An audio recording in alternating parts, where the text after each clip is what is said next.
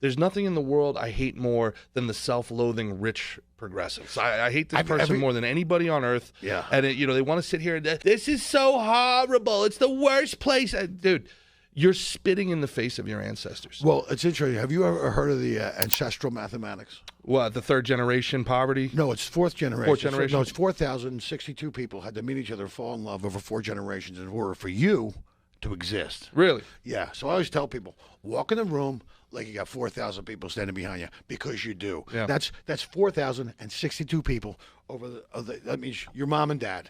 And then your mom and dad has a mom and dad, your mom and dad has a mom and dad. Sure. And then they have their mom and dad, their mom and dad, their mom and dad, their mom and dad. That's 8 times that by 16. 16 is 32. Over the course of 4 generations, they had to meet, fall in love, procreate in order for you to exist. Yeah. So do you think that's a accident?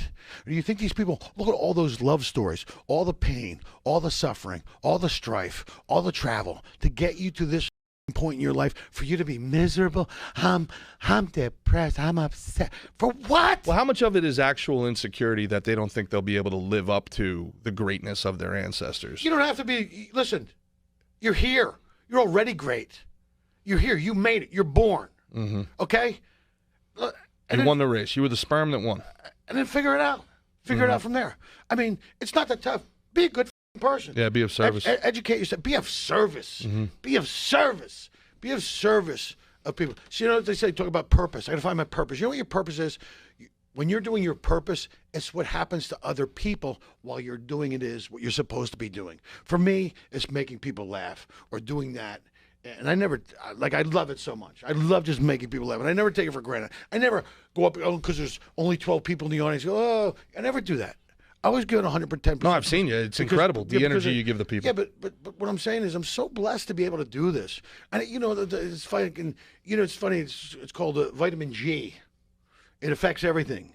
It affects your whole entire being. That's what I should have called this show, Christian. Where was he when we were naming shows? Great. Vitamin G! Great name. Gratitude. Vitamin G. The added latitude and longitude of gratitude. Absolutely. That's it. Because I tell you, when you're grateful, you find more things in your life to be grateful for. But when you're a miserable, I hate this is going to get, then that's what you find. Listen, the one thing I know to be true in life is whatever you put into the universe comes back to you tenfold. So if you want great friends, be a great friend. If you want to be loved, learn to love people. Yeah. It all starts with you. Vibrate at that frequency, and like you said earlier, whether it comes back or not doesn't make a difference. Yeah, well, you said something. Because then you're doing it because you expect something, and then that is not pure. Yeah, you're quid pro quoing it. No, I agree with you. Quid pro quo it. Do it because that's who the you are. Yeah, do it because it's the right thing to do. That in and of itself is its own reward. I really believe it. And oddly enough, the reason I was going down that route is, and my audience knows this. I talk about this all the time. Once I was able to make a shift, and it was a very difficult shift, from going into a room and saying, oh, hey, how can I meet this guy? What can I get out of him? To going into a room and being genuine about it. Like, all right, well, how can I add value to this person? How can I help this person? What can I do? And switching your mentality to that service mentality, output instead of input, it's actually been the most important change in my life. Yeah, well, it's no much interesting. Stop looking at people as people and start looking at them as energy. You start looking at it as energy. You start looking at it as like energy, because that's all it is. Everything's energy and vibration. You start looking at people like energy. Instead of looking at people as bad or dishonest, they're just not leveled up. Mm-hmm. They're not. They haven't. They're at a different level. That's all. It doesn't mean they just haven't. I mean, it takes a lot of work to get to level up. You have to really do your own shadow work. You have to look at all the bad parts of yourself and forgive yourself. You should forgive people. Most of all, you should forgive yourself, because you're only capable of doing, it's like, look, well, my parents perfect people? No, but they did the best job they could, and they love me. Am I perfect? No, but I work on myself every day. I try to be the best version of myself every day. I try to, eat right and take care of myself, and I journal, and I'm grateful, and I meditate, and I try to go out into the world and be of service. And this is something you were saying to me off camera that you really respected about Rogan. We were talking about playing the mothership and how much we love it, and how much you've seen him give back to other people over the years, and that's what you respect. Well, yeah, his karma, dude, to watch what he's done with that club, to watch is what like he's honored the thing of the Comedy Store, which is to give all these young up and coming people breaks and opportunities. There's a lot of guys who have careers because of Joe. Sure. I mean, Joe's like to do Tony Hinchcliffe. Yeah, but no, Tony's really funny. Tony's really of course talented. He's funny, but there's no question about it. Tony's built his own thing with the Kill Tony show. I mean, he had some help. Yeah, obviously being exposed to the Joe Rogan audience. Yeah, but Tony is every bit as funny as anybody I've ever hung out with in my Tony's a funny dude. But great. Without Rogan, think he would have made it on his own? Well, I got this for you, bro. The Kill Tony show is selling out freaking auditoriums. So the guy's been doing that for years and years and years. He's built it, bro. Brick by brick by brick by brick. You can't take anything away from Tony. I'm not taking Joe helped him is not taken away. No, you're right. And exactly right. The thing is that yeah, but I was talking karmically.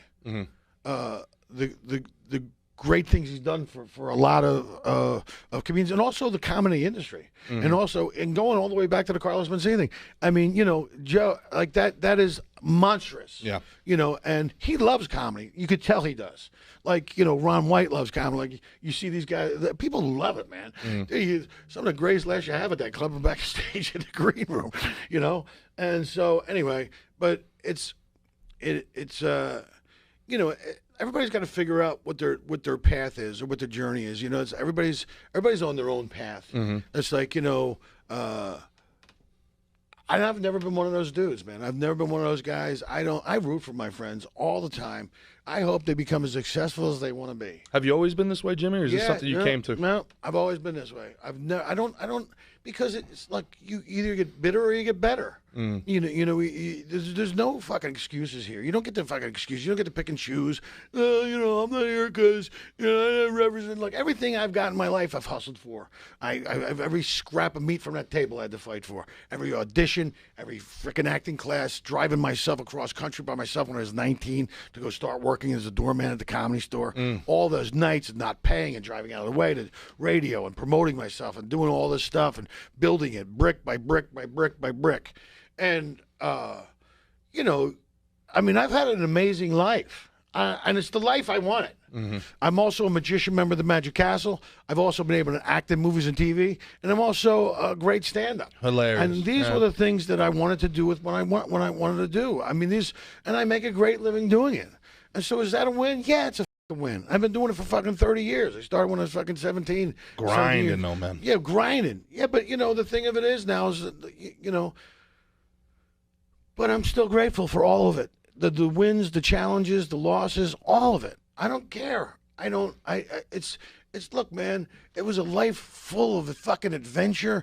I've gone to Afghanistan to entertain the troops with Steve Byrne and Pedro Hernandez and Dave Mordell and